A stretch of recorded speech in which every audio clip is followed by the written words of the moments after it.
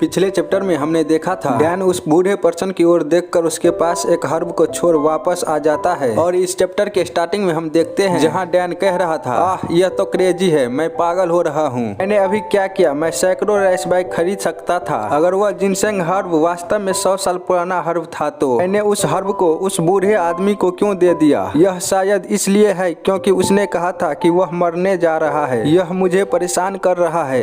इसके बारे में भूल जाओ, अब मैं और कुछ नहीं कर सकता। मेरे लिए बस एक जिनसेंग रूट ही काफी है। ऐसा लगता है कि दूसरे जिनसेंग रूट मेरे लिए था ही नहीं। ऐसा कहा हुआ गांव की तरफ वापस जाने लगता है, लेकिन गांव पहुंचकर देखने पर उसे कोई नहीं दिखता तो डैन हैरान होते हुए कहता है, सब लोग कहाँ गए। तभी उसके पीछे से ड्यूक आते हुए एक जोरदार मुक्का उसके सर पर मारता है, जिससे डैन चिल्लाते हुए जमीन पर गिर जाता है और वो सोचता है अभी अभी हुआ क्या। लेकिन ड्यूक उसको संभलने का मौका दिए बिना उसके सर को पकड़कर जमीन में दबाते हुए कहता है, तुम बेवकूफ बास्टर डैन, मैंने अंत में तुम्हें पकड़ ही लिया। और डैन का सर नीचे दबे होने के कारण वो कुछ नहीं बोल पा रहा था। विलेज चीफ कहती है, तुम बेवकूफ कमीने, तुम्हारे साथ इस तरह का व्यवहार नहीं किया गया होता अगर तुम अपने हाल पर रहकर अपनी औकात नहीं भूलते। डैन आधे आवाज में कहता है, आह तुम कमीनी बुढ़िया। विलेज चीफ कहती है, यह गाँव में सभी के लिए है, कोई भी इसे अब से इस रास्ते पर नहीं चलने देगा, इसको पकड़ कर कहीं बंद कर दो। डैन कहता है, रुको, तुम किस बारे में बात कर रहे हो, तुम लोग मुझे इस रास्ते पर क्यों नहीं चलने दे रहे हो। ड्यूक हंसते हुए कहता है, तुम्हें ज्यादा हैरान होने की कोई जरूरत नहीं है। ह्योंगरी हमारे गांव में आ रहा है कैपिटल से, उसे यहाँ इस जगह को मैनेज करने के लिए भेजा गया है। क्या तुम्हें नहीं लगता कि वह एक राजा की तरह है। डैन कहता है, तो इसका मुझसे क्या लेना देना है। विलेज चीफ गुस्से की नजरों से कहता है, ह्योंगरी युवान से एक मैसेंजर के रूप में आ रहा है और यह